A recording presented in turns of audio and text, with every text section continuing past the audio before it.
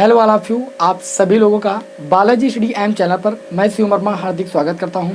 साथियों, आप सभी लोगों को डीएलएड 4th सेमेस्टर की मैथमेटिक्स के अंतर्गत चैप्टर नंबर 13 तक पढ़ा दिया गया है और आज की क्लास में हम चैप्टर नंबर 14 को स्टार्ट करेंगे। चैप्टर नंबर 14 का नाम है दो अज्ञात राशि वाले रैखिक समीकरण युग्मों का हल। तो दो अज्ञात राशि वाले रैखिक समीकरण युग्मों का हल जो है वो हमें दो विधियों से सीखना है, क्योंकि हमारे सिलेबस में दो विधियां हैं। पहली विधि है विलोपन विधि और दूसरी है प्रतिस्थापन विधि। तो इन विधियों को सीखने से पहले मैं आप लोगों को यह बताऊंगा कि दो अज्ञात राशि वाले रैखिक समीकरण होते क्या हैं, उनका रूप कैसा होता है, ठीक, और कैसे प्रतिस्थापन विधि और विलोपन विधि से उन समीकरणों को हम हल करना सीखते हैं। तो आज की क्लास आप सभी के लोगों के लिए बहुत ही ज़्यादा इंपॉर्टेंट है, ठीक है। आपका एग्जाम बहुत करीब है, तो आप अच्छे तरीके से पूरी क्लास को वॉच कीजिएगा, जिससे आप लोगों के यहाँ से जो भी क्वेश्चन पूछा जाए वो अभी से एकदम क्लियर हो जाए।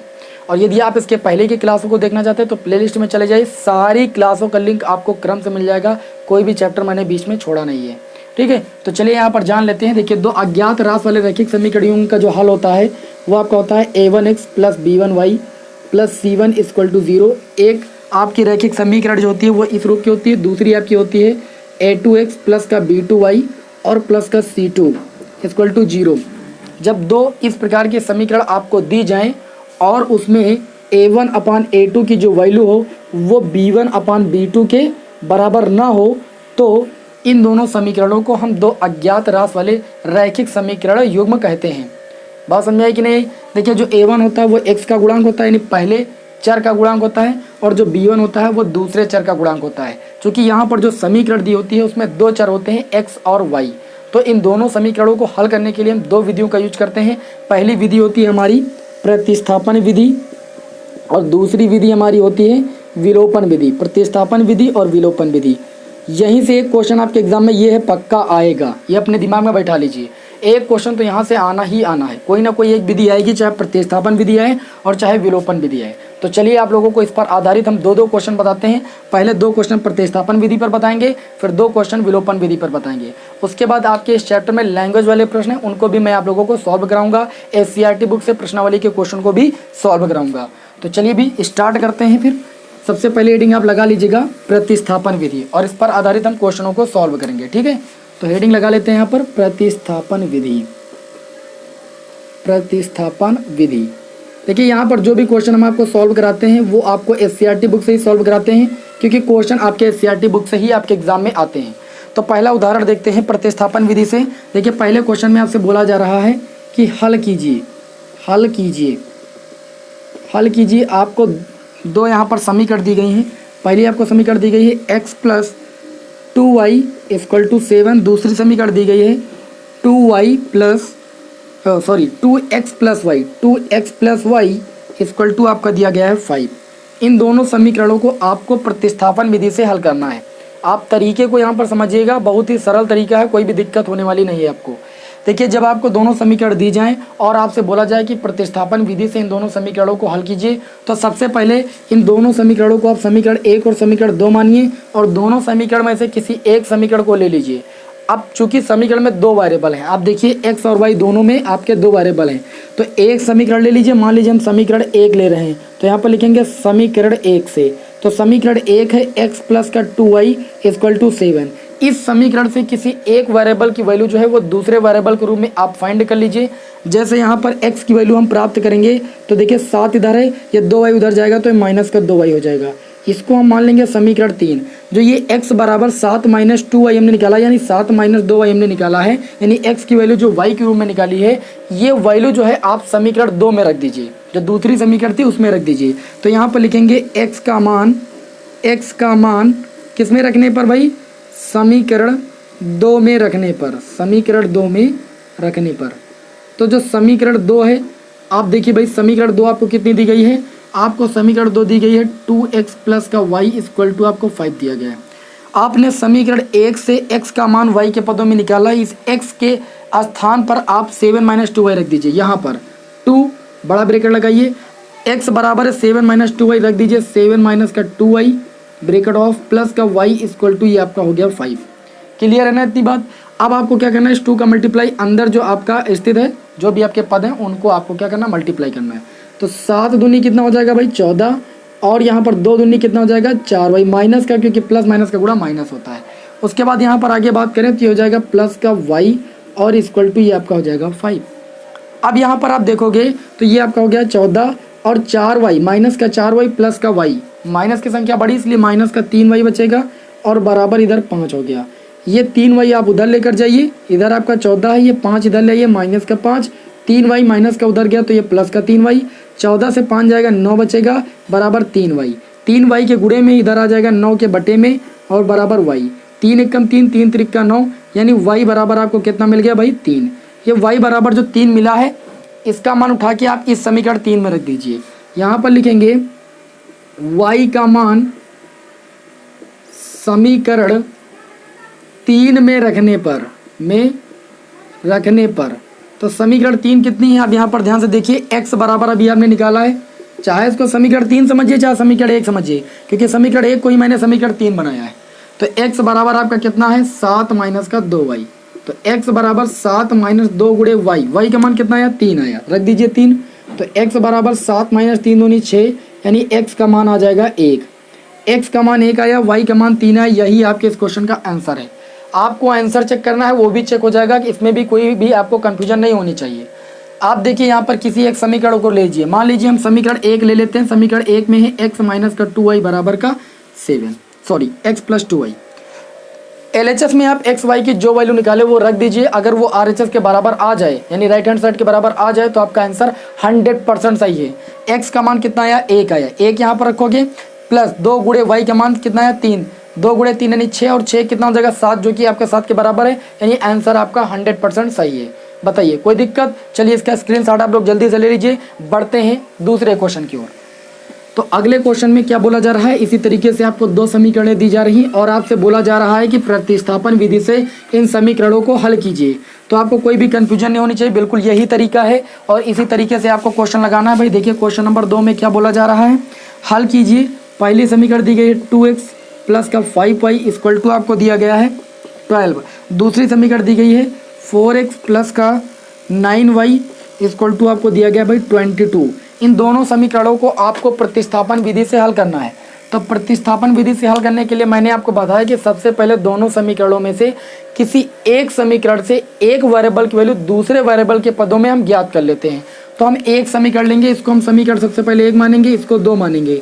यहाँ पर लिखेंगे हम समीकरण 1 से, किससे लिखेंगे भाई समीकरण 1 से। आप समीकरण 2 से भी लिख सकते हो, कोई दिक्कत नहीं। तो समीकरण 1 में देखिए 2x प्लस का 5y बराबर 12 दिया गया है, तो 2x बराबर 12, ये 5y उधर जाएगा तो माइनस का 5y हो जाएगा। तो x बराबर यहाँ से आ जाएगा 12 माइनस 5y। अब देखिएगा ये 2 इधर x के गुणे में था, इधर आ जाएगा पूरे के बटे में। इसको मान लेंगे समीकरण 3। जो ये x का मान है ये कहाँ पर रखेंगे हम, समीकरण 2 में रखेंगे, ठीक है। तो यहाँ पर लिखेंगे x का मान, वही पुराना काम, समीकरण 2 में रखने पर, समीकरण 2 में रखने पर, ध्यान से समझिएगा कोई दिक्कत नहीं होने वाली है, रखने पर। तो समीकरण 2 आपको कितनी दी गई है, समीकरण 2 दी गई है 4x प्लस का 9y और बराबर आपको दिया गया है 22। अब जहाँ पर x है इस x का मान उठा के यहाँ पर रख दीजिए। x का मान कितना है 12 माइनस 5y बटे में 2, तो यहाँ पर 4 लिखिए, बड़ा ब्रैकेट लगाइए, इस x के स्थान पर लिखिए 12 माइनस 5y और बटे में भाई 2, और उसके बाद लिखा प्लस का 9y बराबर 22, तो उसको लिख दीजिए। ओके, अब देखिए भाई क्या करोगे, देखिए ये 2 एक कम 2, 2 दूनी हो जाएगा 4, इस 2 का गुणा 12 से हो जाएगा तो 12 दूनी हो जाएगा 24, इस 2 का गुणा माइनस 5y से हो जाएगा तो 5 दूनी माइनस का 10y प्लस का 9y बराबर ये आपका हो जाएगा 22। देखिए ये आपका हो जाएगा 24, 10y माइनस का 10y प्लस का 9y माइनस का y बचेगा आपका, और बराबर ये हो जाएगा 22। तो ये आपका हो जाएगा 24, इस 22 को इधर लाएंगे माइनस का 22 हो जाएगा, इस माइनस y को उधर ले जाएंगे तो ये प्लस का y हो जाएगा। 24 से 22 जाएगा, 2 बचेगा बराबर y, यानी y का मान 2 हो गया। इस y का मान कहाँ रख देंगे, समीकरण 3 में रख देंगे या समीकरण 1 में रख देंगे, बात एक ही है। तो y का मान कहाँ पर रखने पर भाई, समीकरण 3 में रखने पर, तो समीकरण 3 आपकी कितनी है भाई, x बराबर 12 माइनस 5y और बटे में कितना है 2 है, तो ये हो जाएगा 12 माइनस 5 गुणे y का मान कितना आया भाई 2 और बटे में कितना हो जाएगा 2। इसको हल करोगे तो ये कितना आपका हो जाएगा ये आपका हो जाएगा x बराबर 12 माइनस 5 दूनी 10 और बटे में आपका हो जाएगा 2। x बराबर 12 से 10 जाएगा, कितना बचेगा 2 और 2 बटे में 2, मतलब ये आपका x का मान 1 आ जाएगा। x का मान 1 हो गया, y का मान कितना आया भाई 2 आया। अब आंसर आपको चेक करना है कि x और y का मान सही आया या गलत आया, तो किसी समीकरण में रख दीजिए। जैसे मान लीजिए हम समीकरण 1 में रख देते हैं। समीकरण 1 है 2x प्लस का 5y इक्वल टू 12 है, तो इधर लेफ्ट हैंड साइड में रखेंगे x y का मान, तो 2 गुणे x का मान 1 प्लस 5 गुणे y का मान कितना है भाई 2, तो 5 दूनी 10 और 2 कितना हो जाएगा 12, जो कि राइट हैंड साइड के बराबर है। इसलिए आंसर हमारा 100% सही, इसमें कोई भी दिक्कत नहीं होनी चाहिए। तो इस तरीके से आप लोगों ने प्रतिस्थापन विधि द्वारा दो चर राशि वाले रैखिक समीकरण युग्मों का हल सीखा या दो अज्ञात राशि वाले रैखिक समीकरण युग्मों का हल करना सीखा। उम्मीद है कि आप सभी लोगों को ये बात समझ में आ गई होगी, ये तरीका आप सभी को समझ में आ गया होगा, ये विधि आपको समझ में आ गई होगी। अब आप लोगों को हम विलोपन विधि से इन्हीं दो अज्ञात राशि वाले रैखिक समीकरण युग्मों का हल करना बताएंगे आप सभी को। चलिए इसका स्क्रीनशॉट आप जल्दी से ले लीजिए, बढ़ते हैं फिर हम विलोपन विधि की ओर। अगली विधि हमारी हो जाएगी भाई विलोपन विधि। यही दो विधियां हैं आपके सिलेबस में, उसके बाद लैंग्वेज वाले प्रश्न हैं बस। तो विलोपन विधि को देखते हैं भाई, आप हेडिंग लगा लीजिए विलोपन विधि, यहाँ पर हेडिंग लगा लेंगे विलोपन विधि। विलोपन का मतलब होता है दो वेरिएबलों में से किसी एक वेरिएबल का विलोप कर देना, ठीक है, विलोपन विधि। जैसे हम क्वेश्चन नंबर 3 लेते हैं, आपके सीआरटी बुक का एग्जाम्पल नंबर आपका 3 होगा। विलोपन विधि में लिखा है हल कीजिए x प्लस वाई बराबर आपका 7 दिया है और दूसरा दिया है 2x माइनस का y बराबर 8 दिया है। समीकरण 1 समीकरण 2, ये दोनों समीकरण a1x plus b1y plus c1 के रूप की दी हुई है और दूसरी समीकरण a2x plus b2y plus c2 के रूप की दी हुई है। इन दोनों समीकरणों को विलोपन विधि से हल करने के लिए सबसे पहले एक वेरिएबल का हम विलोप करेंगे, यानी इसको गायब कर देंगे। गायब करने के लिए दोनों वेरिएबलों में से किसी एक वेरिएबल के गुणांक को हमें बराबर करना होगा। देखिए यहाँ पर, जैसे यहाँ पर देखिए तो x का जो गुणांक है वो 1 है, y का गुणांक 1 है, नीचे वाली समीकरण में x का गुणांक 2 है, y का गुणांक -1 है। आप एक काम कीजिए, समीकरण 1 को अगर आप 2 से गुणा कर दो तो इसका भी गुणांक 2 हो जाएगा। अब 2 से गुणा करोगे तो पूरी समीकरण में करोगे, यानी left hand side right hand side दोनों पक्षों में करना पड़ेगा। ये नहीं कि इधर कर दो बस काम हो गया, गलत हो जाएगा क्वेश्चन। तो इधर भी 2 से गुणा, इधर भी 2 से गुणा, इधर भी 2 से गुणा, मतलब सब में आपको 2 से गुणा करना पड़ेगा। तो समीकरण 1 में हम क्या करते हैं भाई 2 से गुणा करते हैं, और ये 2 से गुणा कर क्यों रहे हैं ये भी पता होना चाहिए। 2 से गुणा इसलिए कर रहे हैं जिससे यहाँ पर x का गुणांक 2 है तो यहाँ पर भी x का गुणांक 2 हो जाए। उसके बाद घटा देंगे, बस x का खत्म हो जाएगा, मतलब x गायब हो जाएगा और y के रूप में समीकरण आ जाएगी, y का मान आ जाएगा। तो यहाँ पर समीकरण 1 में 2 से गुणा करने पर, तो समीकरण 1 में जैसे ही 2 से गुणा करेंगे तो ये 2x हो जाएगा, ये आपका 2y हो जाएगा और ये 7 दूनी 14 हो जाएगा। उसके बाद समीकरण 2 दूसरी वाली नोट कर लीजिए, 2x माइनस का y लिखा हुआ है समीकरण 2 में और बराबर आपका 8 लिखा हुआ है। आप यहाँ पर लिख देना समीकरण 1 को 2 से घटाने पर, क्या करने पर भाई घटाने पर। हम समीकरण 1 को 2 से घटा रहे हैं, पहले 1 को 2 से गुणा किया, वेरिएबल के जो गुणांक थे वो मैंने बराबर किए। अब घटाएंगे तो ये माइनस हो जाएगा, ये माइनस माइनस का गुणा प्लस होता है तो नीचे प्लस लगा देंगे। ये संख्या प्लस की है, घटाएंगे तो ये माइनस हो जाएगा। माइनस का 2x प्लस का 2x ये आपका 0 हो जाएगा, प्लस का ये y है और ये प्लस का 2y प्लस का 3y हो जाएगा। 2y y आपका जुड़ जाएगा 3y। 14 से माइनस का 8 जाएगा तो ये आपका 6 बचेगा प्लस का। ये 3 से 6 को काटेंगे तो y बराबर 3 दूनी कितना हो जाएगा भाई 6 हो जाएगा। इस y का मान उठा के किसी भी समीकरण में रख दीजिए। जैसे यहाँ पर मान लीजिए हम समीकरण 1 में रखते हैं, समीकरण 1 में y का मान रखने पर, जो आपने निकाला है y का मान रखने पर, तो समीकरण 1 आपकी कितनी है भाई x प्लस वाई बराबर 7। आप समीकरण 2 में भी रख सकते हो, कोई ऑब्जेक्शन नहीं है। तो y का मान रख देंगे x, y का मान आया है 2 बराबर 7, तो x बराबर ये 7, ये 2 उधर जाएगा माइनस का 2, x बराबर कितना हो गया 5। तो ये आपकी हो गई भाई विलोपन विधि। इसमें मैंने क्या किया, सर्वप्रथम दोनों समीकरणों को देखा और किसी एक समीकरण के गुणांकों को बराबर किया एक वेरिएबल के। तो x के गुणांक मैंने बराबर करने के लिए समीकरण 1 में 2 से गुणा कर दिया, उसके बाद घटा दिया, x का विलोप हो गया, यहाँ पर y बराबर 2 आ गया। इस y का मान उठा के किसी भी समीकरण में रख दीजिए, ठीक है, तो x का मान आ जाएगा। इस प्रकार x और y के 2 मान हमें प्राप्त हो गया, यानी x और y का मान हमें मिल गया। अब हमें चेक करना है कि आंसर सही है अथवा गलत है, तो किसी समीकरण में रख के देख लीजिए। जैसे समीकरण 1 में रखेंगे, x का मान आया 5, y का मान 2, 5 2 जोड़ेंगे 7 जो कि बराबर है, मतलब आंसर हमारा 100% सही है, इसमें कोई भी दिक्कत नहीं है। चलिए एक क्वेश्चन और आपके सामने लेते हैं हम, जिससे आप लोगों को ये विधि अच्छी तरीके से क्लियर हो जाए। क्वेश्चन नंबर 4 भाई, क्वेश्चन नंबर 4 में आपसे क्या बोला जा रहा है, हल कीजिए।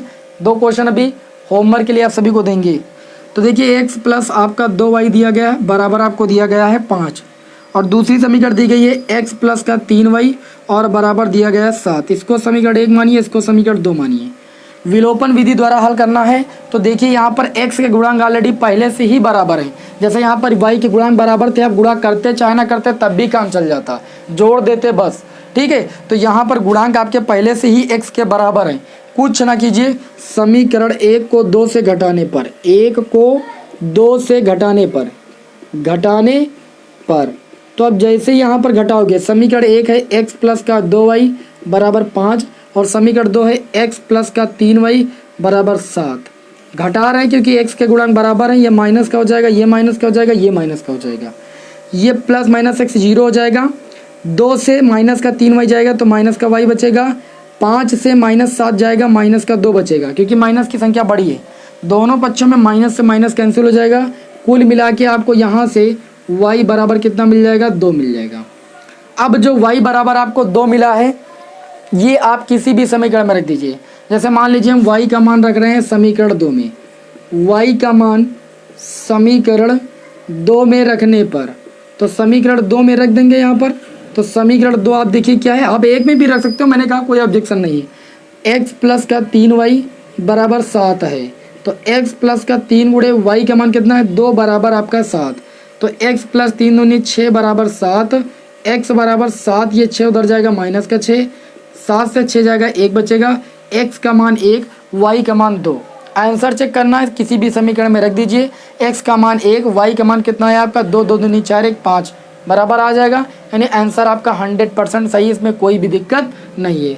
तो विलोपन विधि में क्या करना है, x के गुणांक अगर बराबर हैं तो घटा दीजिए, नहीं बराबर हैं तो चाहे x के गुणांक बराबर कर लीजिए, चाहे y के गुणांक बराबर कर लीजिए। उसके बाद दोनों समीकरणों को घटा दीजिए और एक वेरिएबल आपका गायब हो जाएगा, यानी एक वेरिएबल का विलोप हो जाएगा। दूसरे वेरिएबल की वैल्यू आएगी, वो उठा के किसी भी समीकरण में रख दोगे तो आपको पहले वेरिएबल की वैल्यू आ जाएगी। इस तरीके से विलोपन विधि से आपको क्या करना है, 2 अज्ञात राशि वाले रैखिक समीकरण युग्म को हल करना है।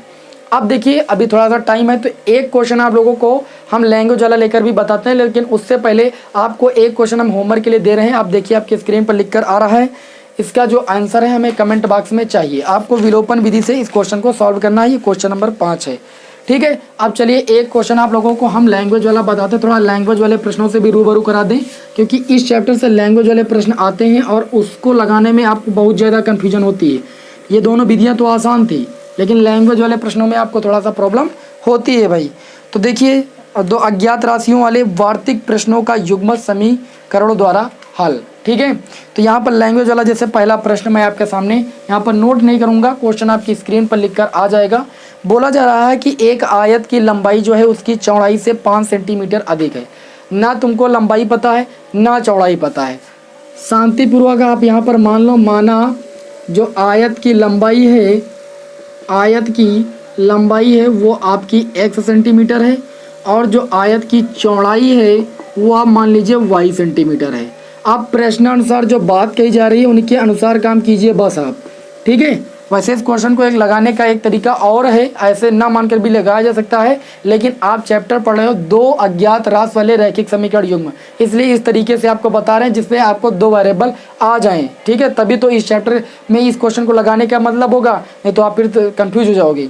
तो मैंने मान लिया आयत की लंबाई x और चौड़ाई आपकी y माना। प्रश्नानुसार ये बताया जा रहा है कि जो आयत की लंबाई है यानी जो x है वो चौड़ाई से 5 सेंटीमीटर अधिक है, तो चौड़ाई y है, इससे भी 5 सेंटीमीटर अधिक है कौन, आयत की लंबाई। तो ये समीकरण आपको दी गई पहली, और दिया गया है आयत का जो परिमाप है वो 40 सेंटीमीटर है। आयत का परिमाप जो होता है वो आपका होता है 2 ब्रैकेट के अंदर लंबाई प्लस चौड़ाई ब्रैकेट के अंदर, यही तो होता है। तो यहाँ पर लिखेंगे, इसको समीकरण 1 मान लेंगे, यहाँ पर लिखेंगे तथा आयत का परिमाप, तो आयत के परिमाप की बात करें तो आयत का परिमाप कितना दिया गया है, आयत का परिमाप दिया गया है 40 सेंटीमीटर।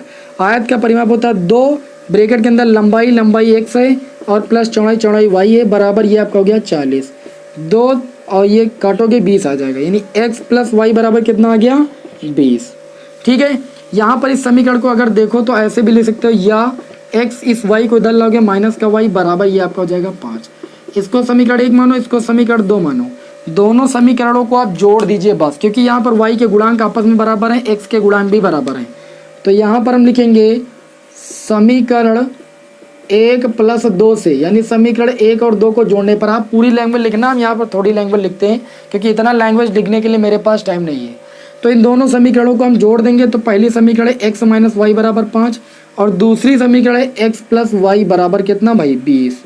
दोनों समीकरणों को जोड़ रहे हैं तो प्लस का चिन्ह लगाएंगे भाई। अब x जुड़ जाएगा, कितना हो जाएगा 2x प्लस का y माइनस का y, ये आपका 0 हो जाएगा। 20 और प्लस 5 ये आपका हो जाएगा 25। तो x का मान आ जाएगा 25 और बटे में 2। 25/2 का मतलब 25 का आधा यानी 12.5 सेंटीमीटर आ जाएगा, 12.5 सेंटीमीटर। x क्या था, आयत की लंबाई थी। अगर आयत की लंबाई 12.5 सेंटीमीटर आती है तो चौड़ाई कितनी आएगी, उठा के किसी समीकरण में मान रख दीजिए। जैसे समीकरण 1 ले लें हम, समीकरण 1 से, तो समीकरण 1 है x माइनस वाई बराबर 5। ध्यान से देखिएगा भाई, आपका जो x का मान आया वो 25/2 आया, रख दीजिए यहाँ पर x का मान 25/2 और 5 को इधर ले आइए, माइनस का 5 हो जाएगा, ये y उधर ले जाओगे तो प्लस का y हो जाएगा। 5 दूनी 10, 25 से 10 जाएगा, कितना बचेगा 15/2 बराबर, ये आपका y हो जाएगा। 15/2 का मतलब क्या है भाई 7.5। ठीक है, 15/2 मतलब 15 का आधा 7.5। तो आपकी यहाँ पर जो चौड़ाई आ गई वो 7.5 सेंटीमीटर आ गई, जो लंबाई आ गई वो 12.5 सेंटीमीटर आ गई। क्वेश्चन में बोला ही गया था कि जो लंबाई है वो चौड़ाई से 5 अधिक है, तो आप देख सकते हो कि चौड़ाई से ये 5 अधिक है, 5 सेंटीमीटर। क्लियर है, तो इसका मतलब आपका जो क्वेश्चन है वो आपका 100% सही है, इसमें कोई भी दिक्कत नहीं होनी चाहिए। तो आज मैंने CRT बुक से आप लोगों को एग्जाम्पल के क्वेश्चन सॉल्व कराए। अब अगली क्लास में आप लोगों को जो लैंग्वेज वाले बहुत सारे भी क्वेश्चन हैं उनको सॉल्व कराऊंगा और जो है एक्सरसाइज के क्वेश्चन भी सॉल्व कराऊंगा। क्लास आपको कैसी लगी हमें कमेंट बॉक्स में ज़रूर बताइएगा। फिर मिलते हैं आपको नेक्स्ट क्लास में। जय हिंद, जय भारत।